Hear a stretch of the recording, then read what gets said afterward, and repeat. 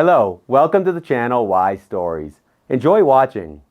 Mom said we need to save money, explained my husband as he took my salary card.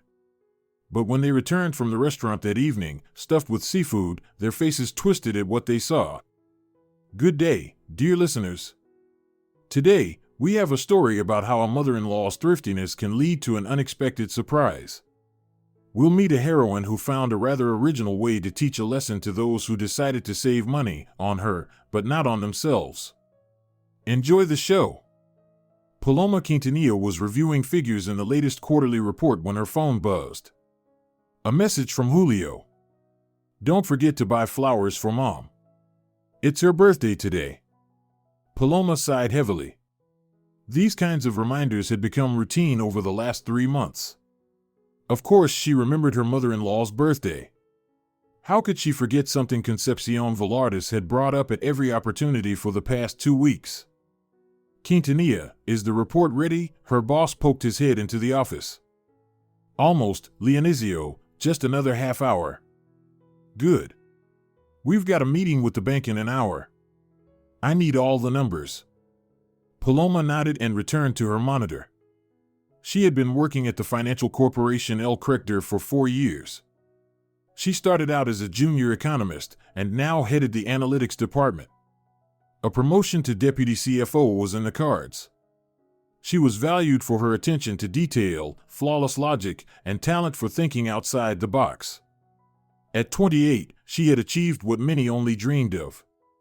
After submitting the report to her boss, Paloma allowed herself a moment of reflection. 3 years ago, in this very office, she had met Julio for the first time, a tall, fit IT specialist who had come to fix her computer. He was attentive, witty, and looked at her with such admiration that Paloma melted. Their romance developed quickly, strolls through the city at night, cozy dinners, long talks about the future. Julio seemed like the perfect man, caring, considerate, with a sense of humor. He proposed after 6 months, giving her a modest diamond ring and a bouquet of her favorite white orchids.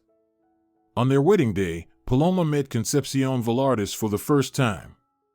Until then, the woman had mysteriously avoided the meeting, citing poor health or a busy schedule. So this is your chosen one, Concepcion said, casting Paloma a critical glance. So skinny. In our day, curves were valued, not bones. Paloma tried to smile.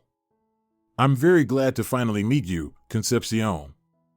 Senora Concepcion, her mother-in-law cut her off. I have an earned name. That moment was the first red flag Paloma chose to ignore. She was in love and believed that love could overcome any obstacle. The first 6 months after the wedding went relatively smoothly. The newlyweds lived in a spacious 2-bedroom apartment in the prestigious Palermo district, a gift from Paloma's mother.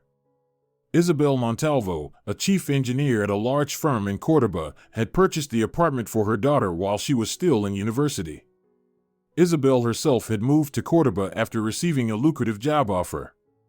It was precisely the issue of the apartment that marked the beginning of the problems. Concepcion began hinting that real men provide housing for their wives, not the other way around. I'm so embarrassed in front of my friends, she complained to Julio. They all ask where you two live, and I have to say my son lives with his wife, like some kind of gigolo. Julio started changing before Paloma's eyes. Not long ago, he admired her independence, her career success.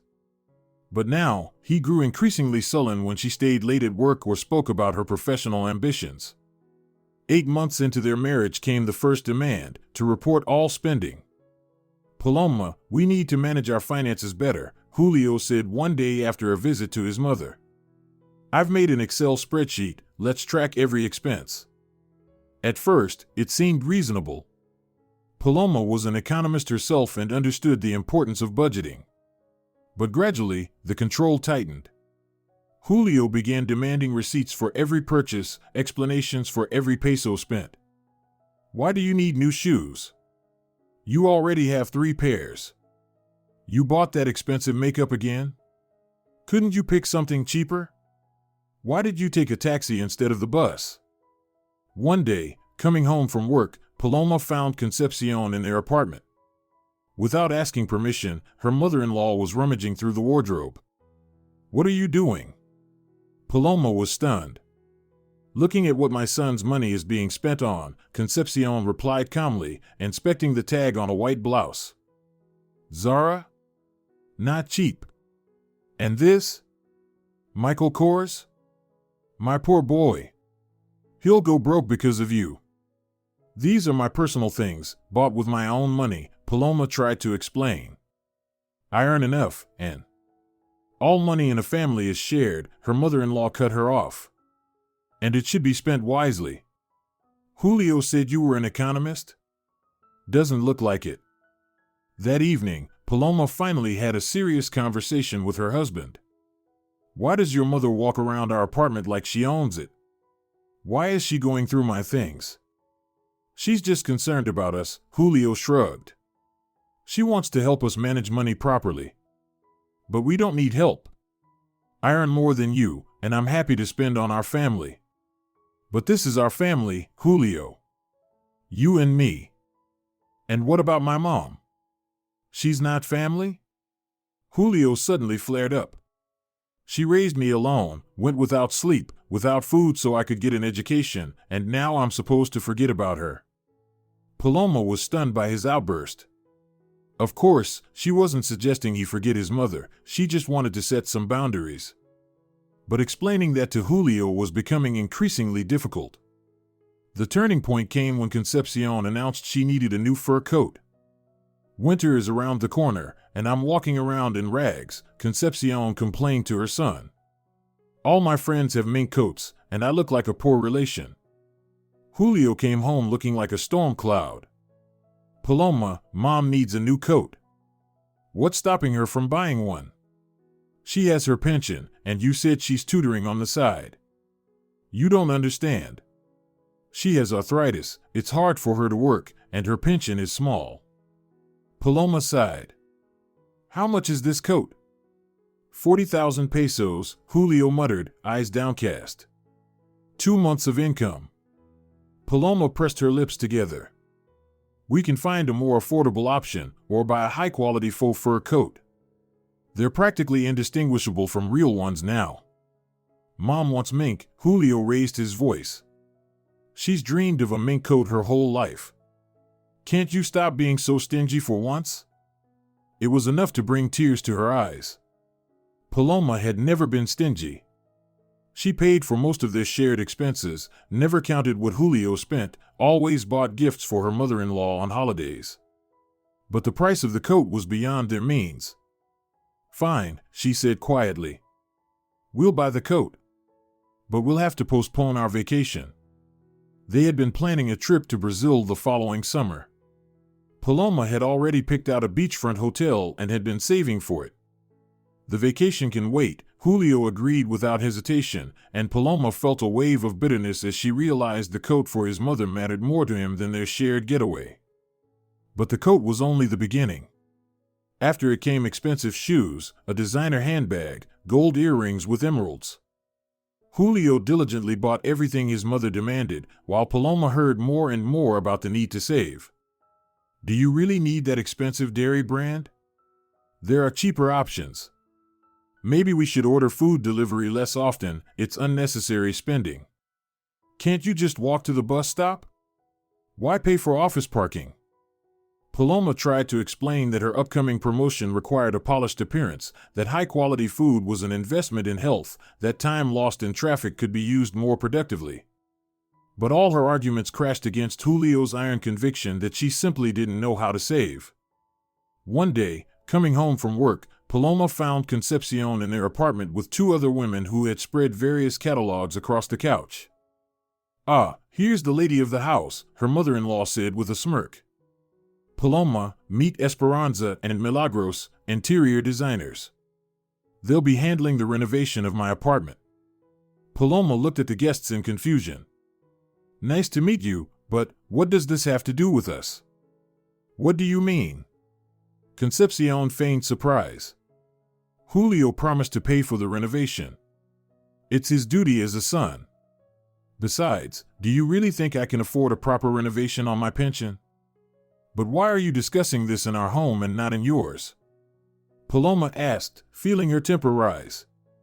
It's too cramped at my place, Concepcion waved her off. And besides, you two must be curious to see what my new apartment will look like. Paloma held back. She didn't want to make a scene in front of strangers. But once the designers left, she told her mother-in-law exactly what she thought about unannounced visits like that. You're too high-strung, Concepcion said, shaking her head. That'll pass once you have a baby. Speaking of which, you two aren't in much of a hurry, are you? Julio was already in first grade at your age. We'll decide when to have children, Paloma snapped. And we'll do it without your help, rest assured. That evening, there was a difficult conversation with her husband. Why did you promise your mother a renovation without talking to me first? What's there to discuss? Her apartment is in terrible shape. It hasn't been renovated in 15 years. And how much is this renovation supposed to cost? About 200,000 pesos. Paloma felt dizzy. Are you out of your mind? Where are we supposed to get that kind of money?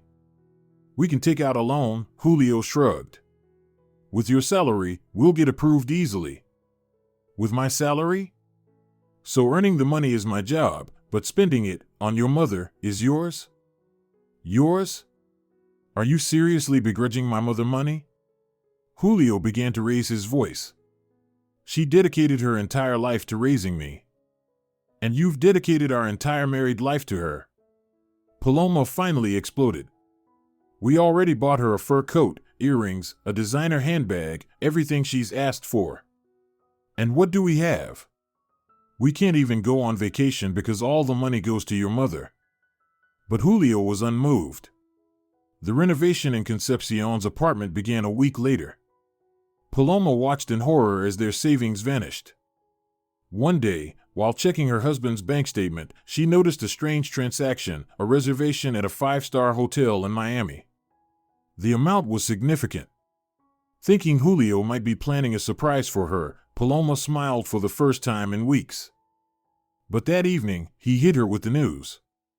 Mom's going to Miami. I booked her a nice hotel. What? Paloma couldn't believe her ears. With our money? She needs to recover her health. You know she has arthritis. Julio, Paloma said slowly, a storm building inside her, we gave up our own vacation to buy your mother a fur coat. We went into debt to renovate her apartment. And now you're sending her to a luxury resort while we can't afford to go anywhere? All you ever think about is yourself, Julio snapped. Have you thought about her? She needs treatment. There are state-subsidized spa resorts for retirees. There are local clinics. Why a 5-star hotel in Miami? But Julio wasn't listening. He was completely under his mother's influence and manipulations. Paloma realized with deep sadness that she wasn't just fighting over the family budget anymore, she was fighting for her marriage. And she was losing. That evening, after Julio left to help his mother pack for the trip, Paloma picked up the phone and called her own mother. Hi, Mom. How are you? I'm fine, sweetheart. And you? You sound sad. Paloma wanted to reply cheerfully, to say everything was fine, but instead, she burst into tears. The emotions had been building up for too long. Paloma, what happened? Isabel asked, alarmed. Did Julio hurt you? Well, him too, but it's mostly his mother, Paloma managed between sobs. She's turned our life into hell. And Paloma told her mother everything. About the constant control, the mounting expenses for her mother-in-law, how Julio was changing under Concepcion's influence. I don't know what to do, Mom. I love him, but it can't go on like this. Love is one thing, but there has to be respect, Isabel said firmly. Talk to him seriously. If that doesn't help, well, know that I'm always on your side. The conversation with her mother calmed Paloma a little. She decided to try once more to reach her husband. But when Julio returned home, his expression told her something serious had happened. We need to talk, he said in a tone that didn't bode well. Julio stood in the middle of the living room, nervously rubbing his hands. His eyes darted around the room, avoiding hers. "I've been thinking," he began after clearing his throat. "We need to rethink how we handle our finances." Paloma sank into a chair, feeling her knees go weak. Over the past year, conversations like this always ended the same way: new restrictions for her and new spending for Concepcion. "What is it this time?" she asked wearily. "Mom thinks we should merge all our accounts." "I'll manage our finances," Julio blurted. "It's the right thing. I'm the man in this family." Paloma gave a bitter smile. "A man? Then why is your mother making all the important decisions for you?" "Don't say that," Julio flared. "She's just giving advice. She has more experience than we do." "Experience in what? Spending other people's money? Or manipulating her son?" "Stop insulting her," Julio shouted, slamming his fist on the table. "She only wants the best for us." Paloma stared at him long and hard. Where had the attentive, sensitive man she had fallen in love with gone? The man standing before her now was someone else, nervous, aggressive, completely under his mother's control. "I won't give you control over my money," she said firmly. "And we need to seriously talk about boundaries. Your mother is interfering in our life too much. You just don't understand her," Julio said, lowering his voice and switching to his usual tactic. "She's a lonely woman. She has no one but me. She has a sister in the provinces, friends she constantly brags to about your gifts. She's not lonely, Julio. She's just used to manipulating you. Don't you dare talk that way about my mother." Julio flared up again. "She gave everything for me, went hungry so I could study at a prestigious school." Paloma sighed. She had heard these lines dozens of times. They were like incantations. Once spoken, Julio stopped listening to any argument. "All right, let's go back to the conversation about finances," she tried to steer the topic. "I don't agree to merge our accounts. We already share expenses for the apartment, groceries, travel." "But I need to know what you're spending money on," Julio interrupted. "Mom says women are prone to impulsive purchases. And men are prone to buying fur coats and vacation packages for their mothers." Paloma couldn't help but snap. Julio turned crimson. "You've never respected my mother, from the very beginning." "That's not true," Paloma replied wearily. "I tried to get along with her. I invited her to dinners, gave her gifts, put up with her endless criticism, but she doesn't see a daughter-in-law in me, only a rival." "Nonsense!" Julio cut her off. "Mom just wants us to have a strong family with the proper roles in place. And my role in this family is to obediently hand over my salary so you can spend it on your mother's whims?" Julio didn't respond. He grabbed his jacket and stormed out of the apartment, slamming the door behind him. Paloma knew exactly where he was going, to his mother's, to complain about his ungrateful wife. The next few days passed in tense silence. Julio pretended nothing had happened, and Paloma didn't have the strength to bring it up again. She knew their relationship was cracking at the seams, but she couldn't bring herself to admit it, not even to herself. On Saturday morning, Paloma was awakened by the sound of furniture being moved. When she came out of the bedroom, she found Julio rearranging chairs in the living room. "What are you doing?" "Getting ready. Mom's coming for lunch." Paloma went cold. "You invited her without asking me?" "She's my mother. I don't need permission to invite her." Paloma clenched her fists to keep from exploding. "It's not about permission, it's basic courtesy. We agreed to give each other a heads up when guests are coming. She's not a guest. She's family," Julio said flatly. "And anyway, I've already bought the groceries. Mom loves duck with apples." Paloma glanced at the kitchen bags. Sure enough, there was a duck, apples, expensive red wine, delicacies. She remembered how just yesterday Julio refused to buy her a new pair of tights, citing budgeting.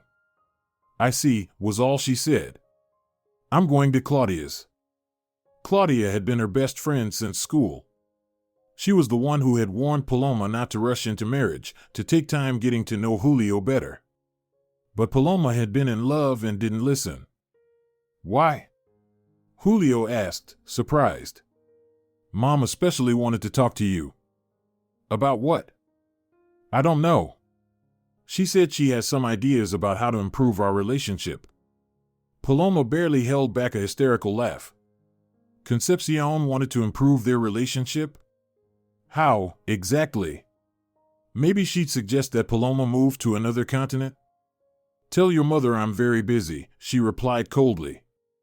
I have urgent work. On a Saturday? Yes, imagine that. Some people work so others can buy fur coats and vacation at resorts.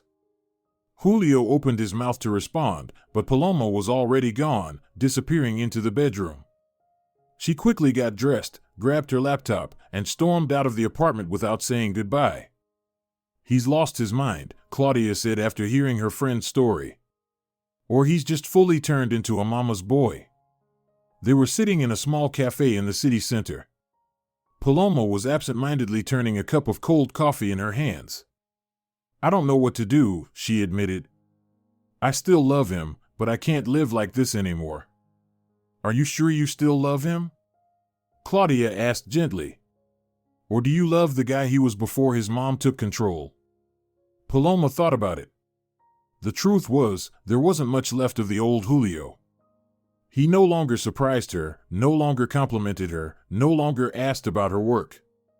Every conversation now revolved around money and how it should be spent. I don't know, she said honestly. Sometimes it feels like he's been replaced. You need to have a serious talk with him. No drama, just calmly explain that this can't go on. I've tried. He doesn't listen. His mother's opinion is law to him. Then maybe you should consider living apart for a while, Claudia suggested cautiously. Show him you're not joking. Paloma shook her head. This is my apartment. If anyone's moving out, it's him. Then give him a choice, either his mother stops interfering in your life, or you separate. Paloma sighed.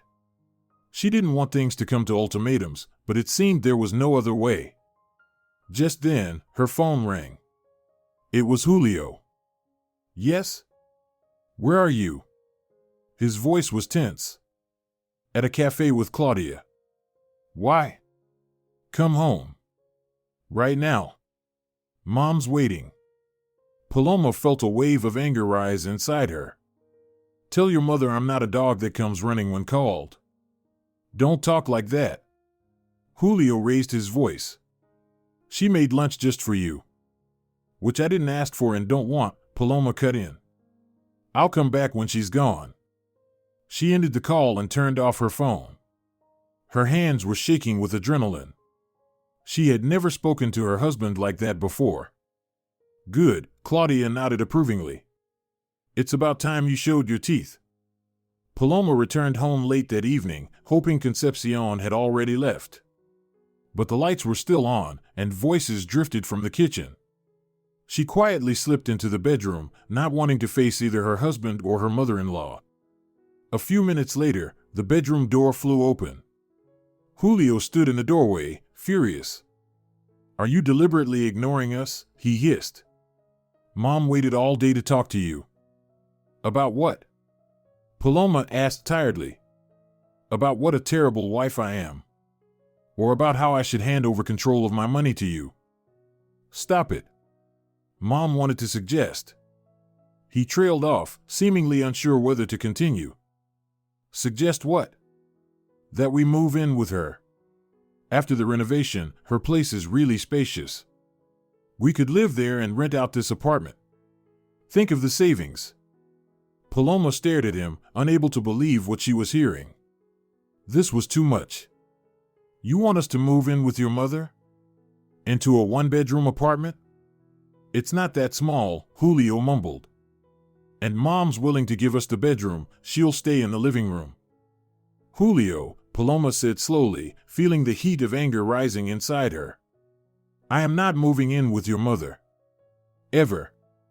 This is my apartment, gifted to me by my mother, and I'm not giving it up to live cramped with your mother. But just think about the money we could. Enough. Paloma snapped. I work like crazy, I earn good money, and yet all I hear from you is how we need to save, while you throw away hundreds of thousands on your mom's whims. You just don't understand. Julio raised his voice. Mom. Mom. Mom. Mom. Paloma mocked. I can't take it anymore. Either you start living your life, or what? Came a voice from the hallway. Concepcion stood in the doorway, leaning against the frame with a triumphant smile on her face. Are you threatening my son? She said coldly. How very ladylike. Stay out of this, Paloma snapped. This is a conversation between me and my husband. Anything involving my son involves me, Concepcion shot back. And I won't let some little upstart boss him around. Mom, don't. Julio tried to intervene, but both women ignored him. An upstart? Paloma felt her anger clouding her thoughts. Me? An upstart? I've tolerated your constant interference, your outrageous demands, your obsession with controlling every part of our lives. Yes, you. Concepcion barked. You think that just because you have an apartment and a salary, you get to order my son around? He is the man. He is the head of this family. What kind of head, Paloma said bitterly, can't make a single decision without mommy's approval? He's not a man, he's a little boy doing errands for his mother. Julio turned pale. Paloma, you're crossing the line. Me? She turned to him. Your mother has crossed every line imaginable. She controls our finances, decides where we live, what we buy, how we spend our time. This isn't a family, it's a farce. Don't you dare speak to my son like that. Concepcion stepped forward, closing in on Paloma. You're supposed to respect him. And he's supposed to respect me. Paloma didn't back down. But instead he lets you boss me around, humiliate me, spend my money. Your money? Concepcion sneered. In a family, everything is shared, sweetheart. And my son has every right. Enough. Julio suddenly shouted, slamming his fist against the wall. Both of you, stop it. The women fell silent, surprised by his outburst. I can't do this anymore, Julio said, breathing heavily. You're both putting pressure on me, pulling me in opposite directions. I feel like I'm being torn apart. Sweetheart. Concepcion immediately softened. I only want to help you. This woman doesn't appreciate you, doesn't respect you. Mom, please, Julio said wearily. Not today. Concepcion pursed her lips, shot Paloma a scathing look, and left the room. A moment later, the front door slammed. I can't do this anymore, Julio repeated, sinking onto the bed.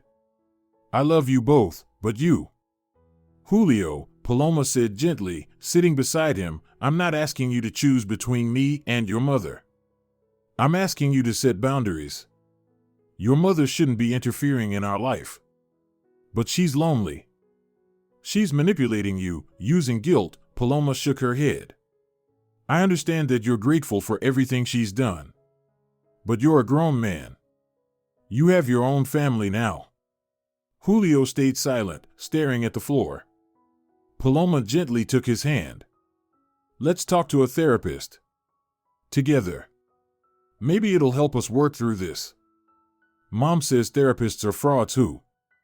There you go, Paloma gave a sad smile. Even now, you're quoting her instead of forming your own opinion. Julio sighed but didn't argue. That, at least, was a small step forward. The following week, Paloma felt like she was walking on eggshells. Julio had sort of agreed to see a therapist, but kept finding excuses to postpone the first appointment. One day it was a meeting, another day urgent work, then just not in the mood. Concepcion had temporarily retreated, but Paloma knew it wouldn't last. Her mother-in-law wasn't used to losing and was probably already plotting her next move to regain control over their lives. One evening, returning from work, Paloma found Julio sitting in the kitchen with a tense expression. "What happened?" she asked, concerned. "Mom needs money," he said flatly. "Urgently. How much this time?" Paloma sighed, mentally saying goodbye to the new pair of shoes she'd been eyeing at the mall. 20,000 pesos. Paloma froze. What? What for? She wants to go on a cruise. Julio still wouldn't meet her eyes. Through the Caribbean. Her doctor recommended it for her health. What doctor? Paloma asked skeptically. And why a cruise? There are sanatoriums, health resorts. There you go again. Julio raised his voice.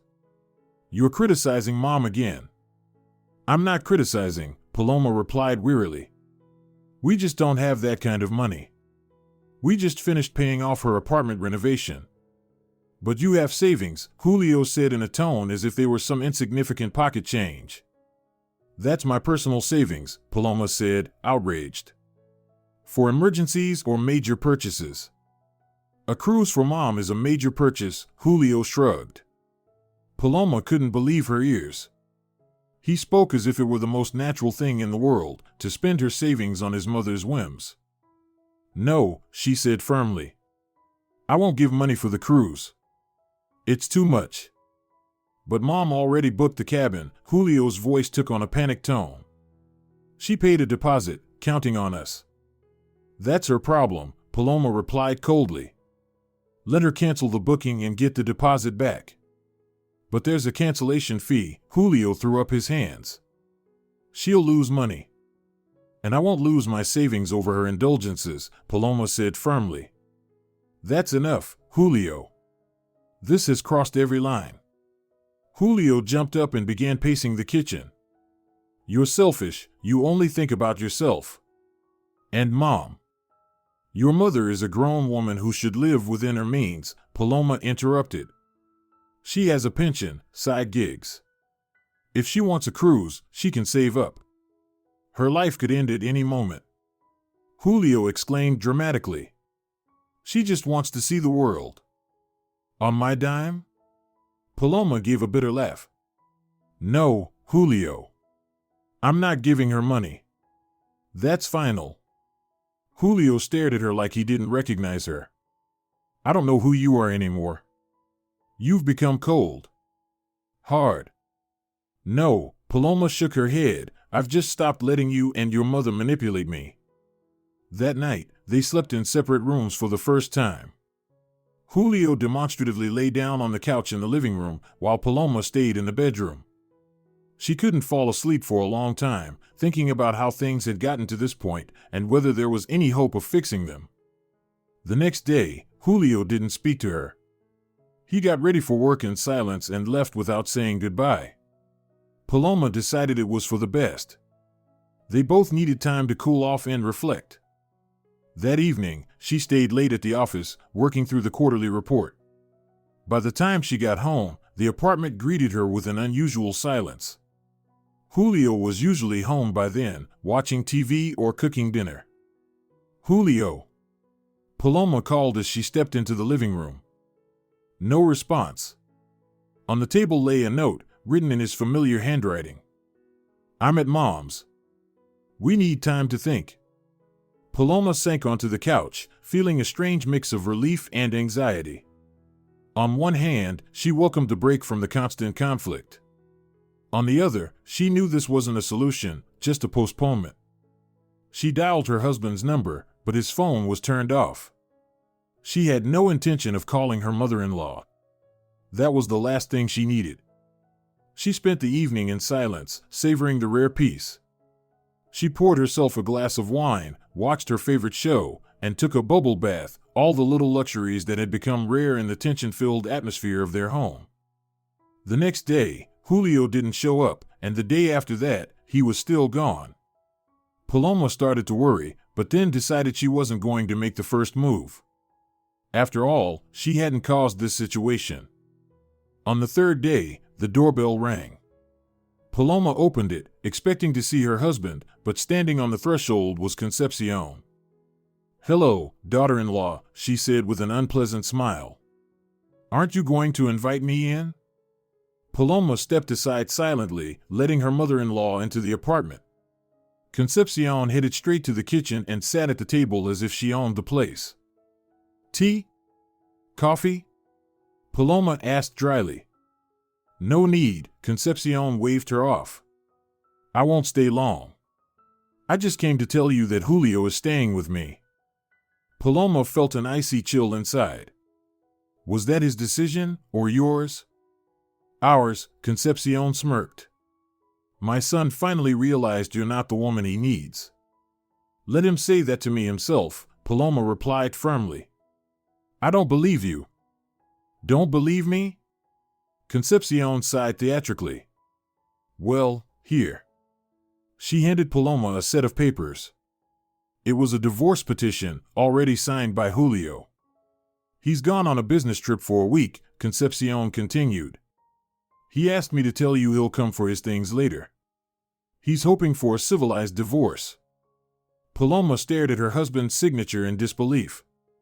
Had he really just run away, without even talking to her? It didn't seem like the Julio she once knew, or maybe it was exactly the man he had become over the past year.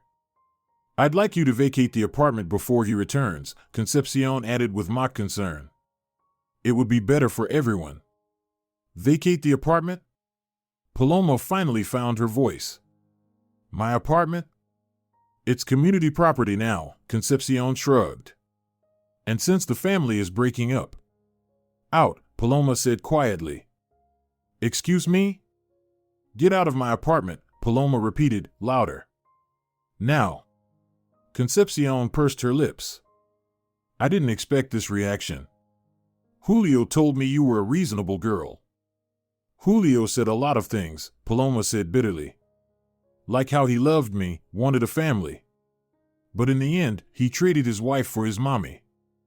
"Don't you dare talk about my son like that," Concepcion snapped.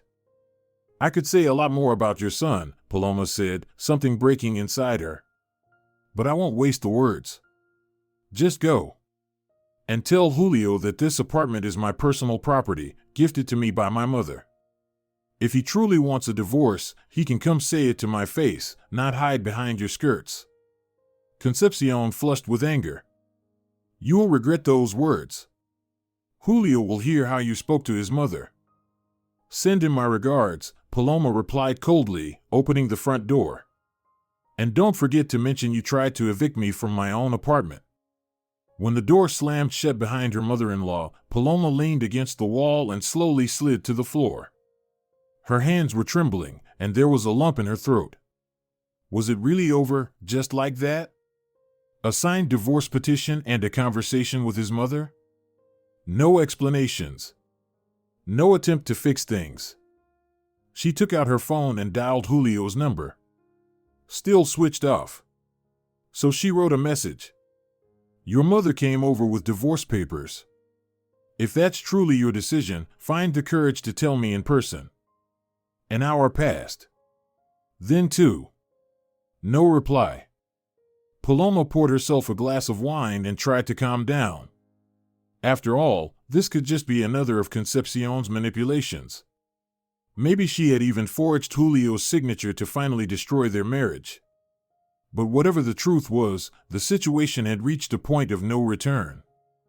Paloma knew she couldn't keep living in constant tension, fighting an invisible enemy, her mother-in-law's influence. She called her own mother. "Hi, Mom. Sorry for calling so late." "Paloma, what's wrong? You sound strange."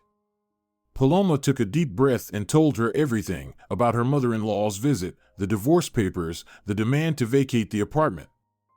"I'll kill that old witch," Isabel said calmly after a moment of silence. "And her precious little boy, too." "Mom, please don't kill anyone," Paloma said with a faint smile. "I just don't know what to do. Julio won't answer my calls." "What's there to think about?" her mother replied, surprised. "If he really filed for divorce, then good riddance. That means he's not a man. What if it's just another manipulation by his mommy? Then he needs to grow a spine and stand up to her. Either way, it's his decision to make, not yours. Your job is to take care of yourself, sweetheart. After the call, Paloma felt a bit of relief. Isabel had always been a practical woman, not prone to dramatics. Her calm, reasoned tone had a sobering effect. The next morning, Paloma woke up with a heavy head. The previous day's events felt like a bad dream. She tried calling Julio again. No luck. At work, she couldn't focus. Her thoughts kept circling back to the divorce papers, Concepcion's smug face, and how quickly something that once felt solid and real had collapsed. "Quintanilla, are you okay?" her boss asked, noticing her distraction. "You don't look well." "Sorry, Leonizio, personal issues." "If you need the day off, take it. You're too valuable to be working at half capacity." Paloma nodded gratefully but chose to stay. At home, she would only keep spiraling. Work, at least, provided some distraction from the storm in her head. During lunch break, she met up with Claudia. "He's lost his damn mind," her friend said indignantly after hearing the news. "Filing for divorce and not even talking to you first?" "I'm not sure it's really his decision," Paloma sighed. "Most likely, his mother is pulling the strings again." "But the signature's his," Claudia said, narrowing her eyes. "It looks like his, but I'm no expert. Maybe she forged it?" "Or maybe," Claudia snapped, "he really is just a spineless mama's boy." "I'm sorry, Paloma, but I think it's time you opened your eyes. He's not a man, he's a doormat. And if he really filed for divorce just because you wouldn't pay for his mother's cruise, then be glad you're getting rid of him." Paloma shook her head. "You don't understand. It's not him, it's her. She changed him. He used to be different, caring, loving. Then that version wasn't real," Claudia insisted. "The real Julio is the one who runs after his mommy and caters to her every whim." There was bitter truth in her friend's words. Maybe Paloma simply hadn't wanted to see her husband's true nature, clinging instead to the image he had created during their courtship. That evening, when she returned home, Paloma found an envelope in her mailbox. Inside was an official copy of the divorce petition and a note from Julio. "I'm sorry, but this is for the best. I'll come for my things this weekend." The handwriting was his, there was no doubt. Paloma crumpled the note and threw it into the corner. Her eyes burned with tears, but she didn't allow herself to cry. Instead, she grabbed her phone and typed a message. "Coward. Couldn't even say it to my face. Come for your things Saturday at 12. And come alone." She sent the message and blocked Julio's number. Enough, she had allowed him and his mother to ruin her life, her self-esteem, her belief in love for far too long. It was time to start over. On Friday, on her way home from work, Paloma decided to stop by the mall. She didn't really need anything, she just wanted to distract herself, to avoid being alone with her thoughts in an empty apartment. She wandered aimlessly between boutiques until a jewelry store window caught her eye. There, on a velvet stand, sparkled a delicate gold bracelet, a fine chain with a tiny diamond in the shape of a star. Paloma had always dreamed of a bracelet like that, but Julio used to say such purchases were a waste of money. "And now I don't have to justify myself to anyone," she thought with a bitter smile, and stepped decisively into the store. The bracelet was expensive, almost 10,000 pesos. In the past, she would have hesitated, weighed every pro and con. But now, she simply pulled out her card and paid.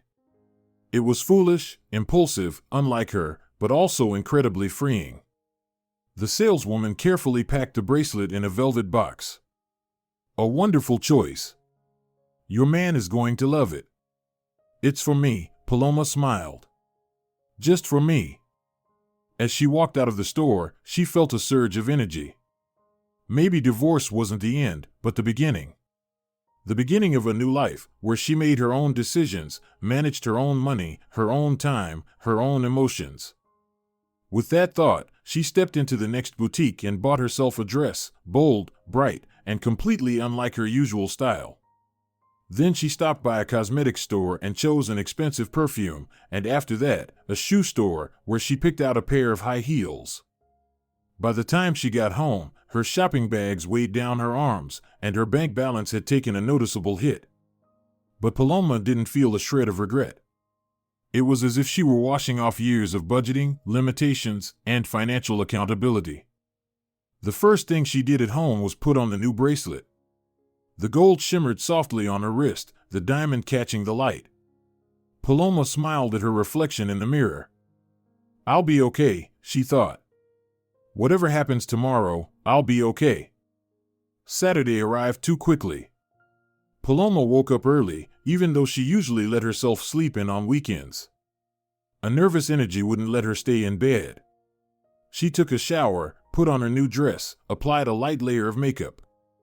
The bracelet stayed on her wrist, a reminder that she was strong and independent.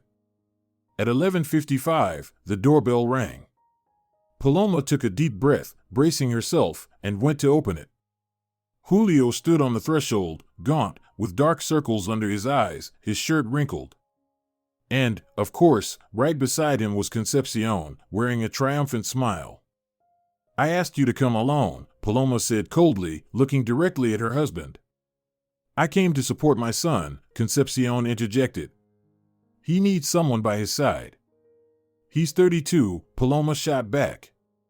"He's perfectly capable of picking up his belongings from his ex-wife's apartment on his own." "I told you she was unbearable," Concepcion said in a theatrical whisper to her son. "How did you put up with her all these years?" Julio remained silent, avoiding Paloma's gaze. He didn't look like a victorious man, he looked like a beaten dog. "Come in," Paloma said, stepping aside. "Your things are packed." "They're in the living room." Julio nodded and walked into the room. Concepcion followed, casting a critical eye around the apartment. "Tell me the truth," Paloma said suddenly when they were alone in the hallway. Julio had gone to carry the first box to the car. "Was the divorce your idea?" Concepcion smirked. "And if it was?" "You're not right for my son. Selfish, full of yourself, no respect for your elders." "I don't respect people who haven't earned it," Paloma cut her off. "And you know what I think? You're terrified of being alone. Afraid your son will live his own life instead of serving your every whim." "How dare you?" Concepcion gasped, outraged. "Everything I do is for his own good." "No," Paloma shook her head. "You do it for yourself. You want a submissive son who will grant your every wish and endure your every tantrum. But you know what? You took my husband from me, but you gave me freedom. And for that, I'm actually grateful." At that moment, Julio returned. He cast a quick glance at his wife, noticed the bracelet on her wrist, and frowned slightly. "New jewelry?" he asked unexpectedly. "Yes," Paloma nodded. "I decided to treat myself. Now I can spend money without having to report to anyone." Julio said nothing, but something flickered across his face, regret, perhaps, or envy.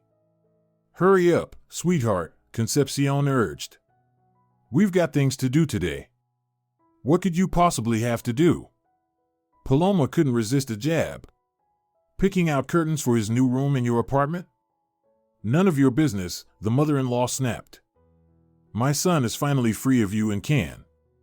"Mom, that's enough," Julio cut her off sharply. "Please." Concepcion stopped mid-sentence, clearly startled by his tone. Julio had never interrupted her, especially not in front of others. "Go wait in the car," he continued, his voice unexpectedly firm. "I'll finish here on my own." "But, son." "Please, Mom. Go." Concepcion pursed her lips, shot Paloma a withering glare, and stormed out of the apartment, slamming the door behind her. Julio and Paloma were alone. "Why are you doing this?" Paloma asked quietly. "Why did you file for divorce?" "It's better for everyone," Julio murmured, eyes lowered. "For everyone? Or for your mother?" "Don't start, Paloma. Please. We both know our marriage has been falling apart for a while." Because of her. Paloma burst out. Because of her constant interference, her manipulation, her endless demands. We were happy until she started trying to control every part of our life. Julio stayed silent, staring at the floor. Paloma stepped closer. Tell me honestly, do you really want a divorce? Or did she push you into filing? What does it matter? Julio sighed. Nothing's going to change. You don't accept my mother, and she doesn't accept you. I tried. Paloma cried. For years I tried to get along with her. But how can you build a relationship with someone who sees you only as a wallet and a maid? You're exaggerating. Am I? Paloma gave a bitter laugh. Then why are you here? Picking up your things from our apartment? Because I didn't give your mother money for a cruise? Because I got tired of being her personal ATM? Julio stayed silent, and that silence said more than words ever could. Paloma shook her head. You know, I thought I'd be begging you to stay. I thought I wouldn't be able to live without you. But now I realize you did me a favor. You freed me from someone who never respected my boundaries, my feelings, or my needs. Paloma. No, don't say anything. She raised a hand to stop him. Just take your things and leave. And tell your mother I wish her a lovely cruise. Let her enjoy her victory. Julio picked up the last box and headed for the door. At the threshold, he paused. I really did love you, Paloma. I know, she replied quietly. But you love your mother more. When the door closed behind him, Paloma didn't break down in tears as she had expected. Instead, she felt an odd sense of relief, as if a heavy weight had finally been lifted from her shoulders. Of course there was pain, and plenty of it, but now she knew she had done everything she could to save the marriage. And if Julio had chosen his mother over his wife, well, that was his choice, and his loss. The next few days, Paloma spent adjusting to her new reality. She changed the locks on the apartment, took down all the photos of Julio, rearranged the furniture so the space would feel different. At work, she buried herself in projects, staying late and tackling the most difficult tasks. Her colleagues noticed the change but tactfully didn't ask questions. On Thursday, Leonizio called her into his office. Quintanilla, I've got some news for you, he said as she entered. The board has approved your promotion to Deputy Chief Financial Officer. Paloma blinked in surprise. So soon? I thought the decision wouldn't come until next quarter. Your recent reports made quite the impression, her boss smiled. And besides, you've been working like a woman possessed this past week. That kind of drive doesn't go unnoticed. The promotion meant a significant salary increase, a more flexible schedule, and a new level of responsibility. Under any other circumstances, Paloma would have been over the moon. But now, the news only brought a faint smile. Thank you, Leonizio. I won't let you down. I know you won't, he nodded. Also, next month the corporation is hosting an international conference in Barcelona. As the new deputy, you'll be representing our financial division. Barcelona. A city Paloma had dreamed of visiting since her university days. She and Julio had planned trips there several times, but something had always gotten in the way, unexpected expenses for his mother, or her disapproval of her son traveling so far. Gladly, Paloma said firmly. When's the departure? In 3 weeks. I'll send you all the details by email. Leaving her boss's office, Paloma felt a genuine surge of happiness for the first time in weeks. The promotion, the trip to Barcelona, it was as if fate were finally compensating her for everything she had endured. She called her mother to share the news. I knew you'd make it, Isabel said proudly. My girl has always been strong. Thanks, Mom, Paloma smiled. You know, I think I'm starting to realize that divorce isn't the worst thing that could have happened. Of course not, Isabel replied. It's freedom from a toxic relationship. And trust me, one day you'll be grateful this happened. After speaking with her mother, Paloma decided to celebrate her promotion. She called Claudia and invited her to a restaurant. Whoa, her friend whistled when they settled at a trendy spot in the city center. This place is expensive. You planning to blow your whole future salary? Why not? Paloma smiled as she studied the wine list. I deserve a celebration. They ordered gourmet dishes and a bottle of good wine. When the waiter brought their food, Claudia raised her glass. To your success. And to finally getting rid of that mama's boy. Paloma smiled, but a small pang hit her chest. Despite everything, she couldn't just erase 3 years of a relationship, at least 2 of which had been happy. You know, I don't want to speak badly about him, she said quietly. Julio's not a bad person, just weak. He couldn't stand up to his mother. And that's exactly why you deserve better, Claudia said firmly. A real man, not a boy still running errands for his mommy. They talked about work, about Paloma's upcoming trip to Barcelona, about summer plans. Paloma felt the tension of the past weeks begin to melt away. Life was moving forward, and there was still so much good waiting for her. The evening was in full swing when Paloma spotted a familiar figure at the restaurant entrance, Julio. And beside him, of course, was Concepcion in a brand new fur coat, despite the warm weather, her expression as arrogant as ever. Don't turn around, Paloma said quickly to her friend. Julio's here, with his mom. Naturally, Claudia turned immediately. Wow. The old lady's dressed like she's off to meet the queen. What are they doing here? This place costs a fortune. Maybe they're celebrating my disappearance from their lives, Paloma shrugged. Or spending the money they saved for that cruise.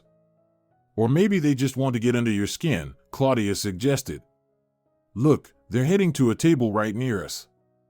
That's not a coincidence. Julio spotted his ex-wife and froze for a second.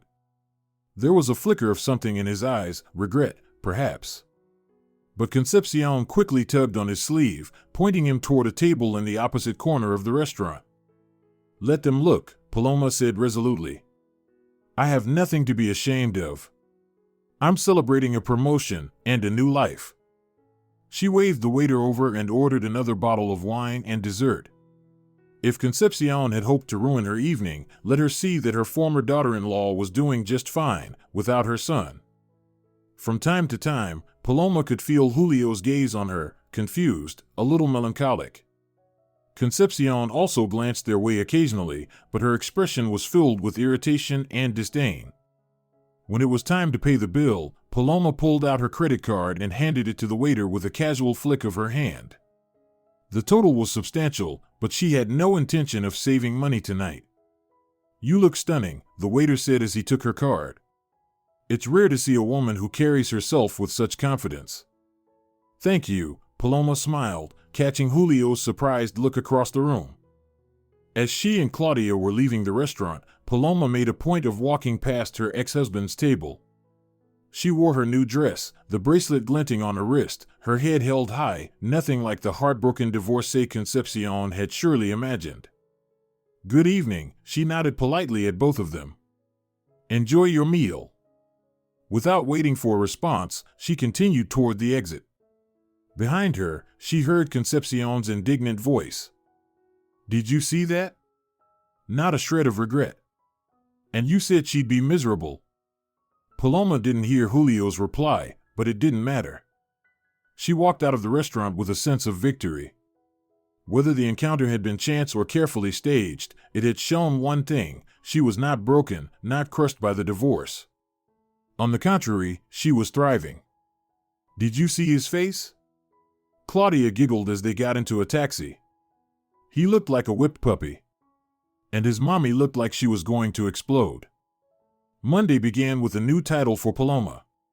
In the company's internal email system, next to her name now appeared Deputy Chief Financial Officer. Colleagues congratulated her, brought her coffee, asked about her plans. For the first time in a long while, she felt truly valued and successful. In the middle of the workday, her phone rang. The number was unfamiliar. Paloma Quintanilla, came a man's voice on the other end. Yes, this is she. My name is Rafael Mendoza. I'm an attorney. I'm calling about your divorce proceedings. Paloma tensed. What proceedings? The petition was only just submitted. Exactly. I represent Julio Velardis.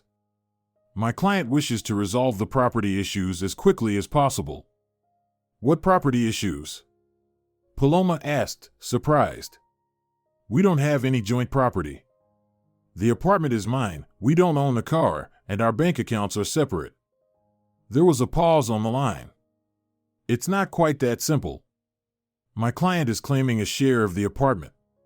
Under current law, property used for family purposes can be considered joint, even if it was acquired before the marriage. Paloma felt the blood rush to her face. That's nonsense. The apartment is in my name. It was a gift from my mother, and there's a formal deed of gift.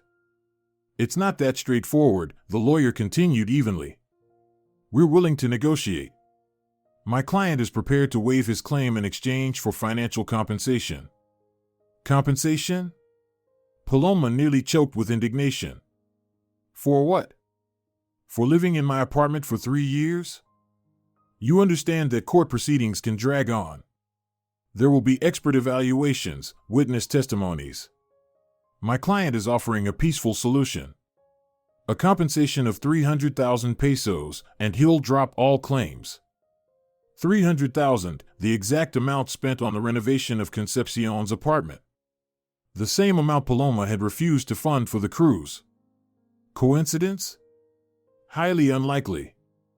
Tell your client, Paloma said slowly, enunciating every word, that I'd rather burn that money than give him a single peso. And if he wants war, he'll get one. That's not the most constructive approach, the lawyer noted. Consider your reputation and the time a lawsuit could take. I'm done here, Paloma snapped and hung up. Her hands were shaking with rage. So this was Concepcion's plan, to squeeze money out of her through her son. First, she sent him to file for divorce, and now she was trying to extort a payout, probably to fund that very same cruise. Paloma immediately called her friend Valentina, a lawyer. Valentina, I need legal advice, urgently, she said without any preamble. Can they take part of an apartment I received as a gift before marriage? After hearing the full story, Valentina replied with confidence. It's total nonsense. If there's a deed of gift and the apartment is in your name, no one can claim it. It's considered separate property acquired through a non-commercial transaction. You wouldn't even need to argue it in court, just show the paperwork. So they're bluffing? Absolutely. They're likely counting on your lack of legal knowledge, or that you're emotionally vulnerable after the divorce. Classic pressure tactic. After speaking with Valentina, Paloma felt somewhat relieved, but the bitterness of betrayal remained. Had Julio really sunk this low? Or was this yet another one of his mother's schemes? She returned to work, but focusing was difficult. Her head was spinning with fragments of thoughts, memories, plans. Then, suddenly, it hit her. She knew exactly what she needed to do. That same evening, Paloma called her mother. Mom, can you come over this weekend? Of course, sweetheart. Did something happen? Yes. And I need your help. She briefly told her about the lawyer's call and her suspicions. It was only a matter of time, Isabel sighed. That old hag won't stop until she squeezes every last peso out of you. Mom, they're bluffing. They have no case. It's not about the case. It's about the fact that they're still making your life miserable. This needs to end. I'll come Friday evening on the bus. Paloma smiled. Her mother had always been decisive. If she said she was going to put an end to it, then that's exactly what would happen. The week dragged on painfully slowly. Paloma threw herself into work, trying not to think about the upcoming conversation. Julio's lawyer called twice more, but she didn't answer. On Friday evening, she met her mother at the bus station. Isabel looked refreshed and full of energy, a tall, stately woman with short-cropped gray hair and piercing brown eyes. You've lost weight, she noted, hugging her daughter. And you look tired. No wonder, with this kind of drama every day, Paloma replied with a faint smile. Let's go home. I'll fill you in on everything. At home, over a cup of tea, she laid out the full picture, from the signed divorce papers to the claim on the apartment. And what do you plan to do? Isabel asked after listening. I'll go to court if I have to. All my documents are in order. They won't get a thing. Her mother tapped her fingers thoughtfully on the table. Court is long and stressful. You've got a new position, so many plans. No, we need to solve this decisively. What do you mean? Tomorrow I'm going to pay a visit to that Concepcion and her little boy. We'll have a civilized conversation. Paloma looked at her mother nervously. You're not planning to do anything illegal, are you? What do you take me for? Isabel smirked. I'm an engineer, not a gangster. I'll just talk to them. Clearly. At that moment, Paloma's phone chimed with a new message. She glanced at the screen and frowned. It's from Julio. He says he wants to meet and talk. Tomorrow at 2 o'clock. Perfect. Isabel perked up. Tell him you'll be expecting him here. And tell him to bring his mother, since she sticks her nose in everything anyway. Are you sure? Absolutely. It's time to end this circus. The next day, Paloma felt like she was on pins and needles. She kept checking the clock, pacing the apartment, straightening things that were already perfectly in place. Isabel, on the other hand, was completely calm. She prepared lunch at a leisurely pace, read a book, even took an afternoon nap. Mom, how can you be so calm? Paloma finally burst out. Julio will be here in an hour. So what? Isabel shrugged. It's just a conversation. I don't see what you're so worked up about. At exactly 2 o'clock, the doorbell rang. Paloma jumped, but her mother stopped her. I'll get it. She walked over to the door and flung it open. Standing there was Julio. And, of course, Concepcion, dressed like she was attending a royal reception. Good afternoon, Isabel said coldly. Come in. Julio stepped inside awkwardly, followed by Concepcion. Upon seeing Paloma's mother, she pursed her lips slightly but maintained her composure. Hello, Isabel, she greeted with a forced smile. I didn't expect to see you. Really? Isabel replied coolly. I was counting on this meeting. I've long wanted to meet the woman who destroyed my daughter's marriage. Me? Concepcion gasped. It was your daughter who? I suggest we move to the living room, Isabel cut her off. No need to stand in the doorway. All four of them entered the room. Paloma sat in an armchair, Julio perched on the edge of the couch, and Concepcion settled next to him. Isabel remained standing, towering over everyone. So, she began without preamble, I hear you're claiming part of my daughter's apartment, Julio. He shifted uncomfortably. Well, the lawyer said that under the law. What lawyer? Isabel narrowed her eyes. Give me his name. I'd like to file a complaint for incompetence.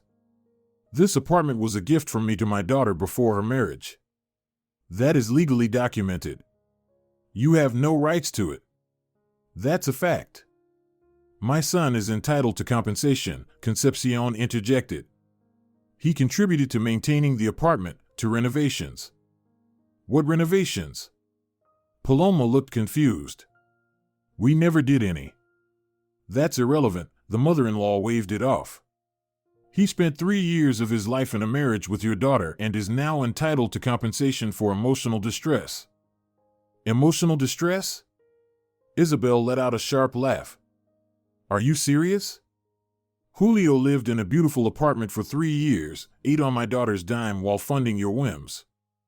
And now he wants compensation? Don't speak to me like that. Concepcion snapped. I won't allow some.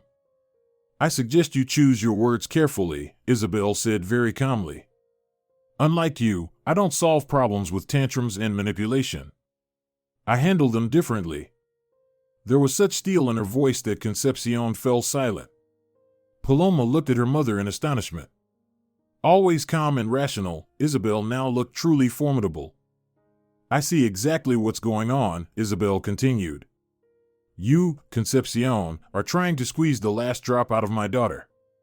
First, you turned her into a walking ATM for your whims, then you destroyed her marriage, and now you want money on top of it. I only acted in my son's best interest, Concepcion protested. That woman didn't value him, didn't respect him, constantly threw money in his face. Isabel turned to Julio. And you, young man, do you also think my daughter didn't value you? Julio swallowed nervously. He looked like he wanted to sink into the floor. I don't know. We fought a lot lately, and what were the fights about? Isabel pressed. Because you spent the family's money on your mother's whims instead of investing in your future? Not only that, Julio mumbled, but Concepcion cut in. We're not here to listen to accusations. We came to discuss divorce terms. Excellent, Isabel nodded. Here are the terms. You both leave my daughter alone. No claims to the apartment, no demands for compensation, no more calls from lawyers. You get a quick and civilized divorce, no property disputes. And if we don't agree? Concepcion lifted her chin defiantly. Isabel smiled, but her eyes remained cold. Then we'll do it differently, she said. I'll file a counterclaim demanding reimbursement of all the money my daughter spent supporting Julio and his mother during their marriage. Considering the fur coat, the renovations, the trip to Miami, the jewelry, and all the other gifts, that's... She paused, pretending to calculate. Roughly 1,000,000 pesos.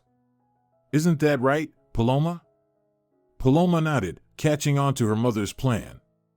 In addition, Isabel went on, I'll file a police report for attempted fraud, trying to illegally claim part of an apartment. And of course, I'll request a psychiatric evaluation for Julio. A 32-year-old man who can't make decisions without his mother's approval is clearly not mentally competent. Concepcion's face turned white with rage. How dare you? My son is a respected professional, a valued employee.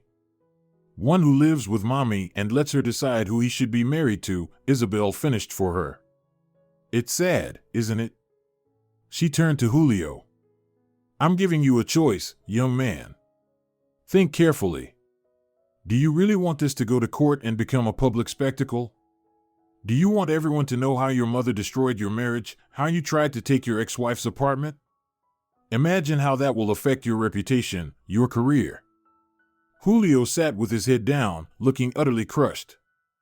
Or, Isabel softened her tone, you can act like a man. Drop all claims, apologize to Paloma, and start living your own life, free from your mother's control. Don't listen to her, son.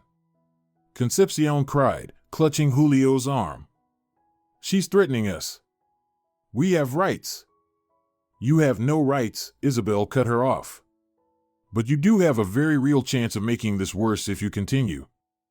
She stepped closer to Concepcion and said, quietly but clearly. And one more thing, Concepcion. If you ever come near my daughter again or try to harm her, physically, emotionally, or financially, I will find a way to repay you in full. I'm an engineer with 40 years of experience. I know how many things in this world work. And I'm very, very inventive when it comes to protecting my family. Do I make myself clear? Concepcion stared at Isabel with wide eyes. For the first time in her life, she was faced with someone she couldn't intimidate or manipulate. Is that a threat? She managed to whisper. It's a promise, Isabel replied calmly. And now, I believe it's time for you to leave. Paloma, show our guests to the door. Julio was the first to stand.